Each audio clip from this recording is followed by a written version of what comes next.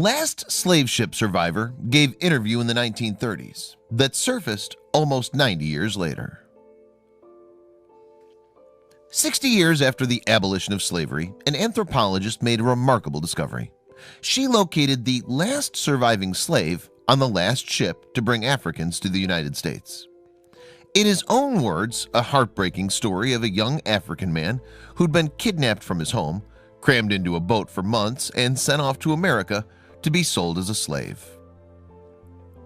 In the 1930s, Zora, an anthropologist, conducted many interviews with the last survivor, but she'd struggled to find someone who would publish her findings in a book.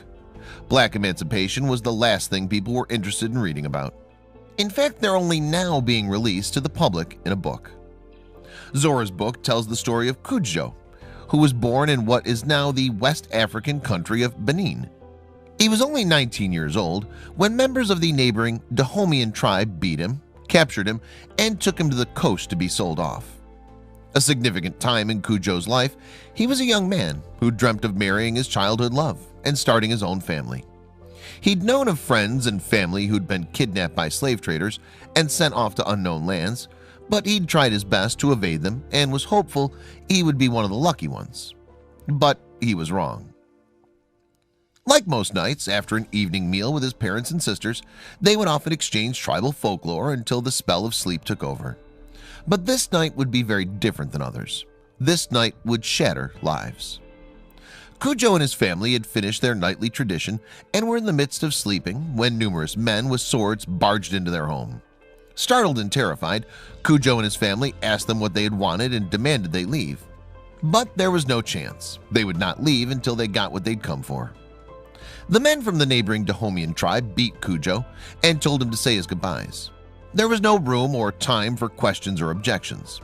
His family had been helpless to the merciless intruders. Cudjo looked at his family, especially his mama, knowing it would be the last time he would ever see them again.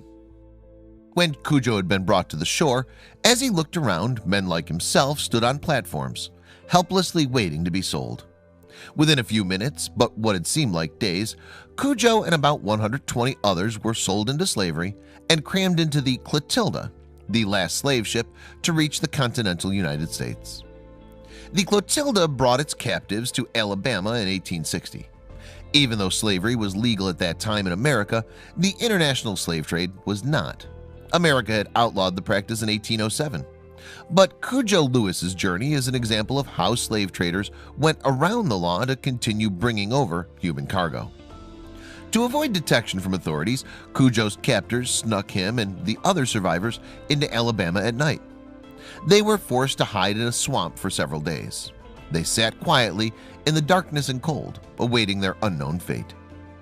At this point, it had been several days that the fearful captives had battled hunger and thirst.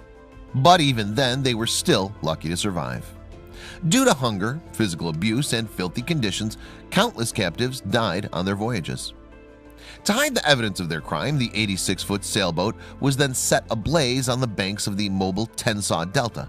Its remains have been uncovered in January 2018. This would guarantee destroying any possible trace of human cargo entering the country.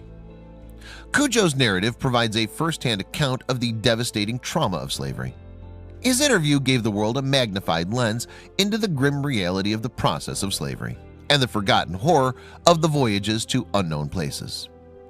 The captives spent several months crammed together during the treacherous passage to the United States, but they still were able to form friendships in the midst of their tragedy, only to be separated in Alabama to go to different plantations. After months crammed together in filthy conditions, there was still light to be found. In his own words, Cudjo describes dealing with the separation from the other captives who had become like his family. "We very sorry to be parted from one another," Cudjo told Zora. "We 70 days crossed the water from the Africa soil, and now they part us from one another, therefore we cry."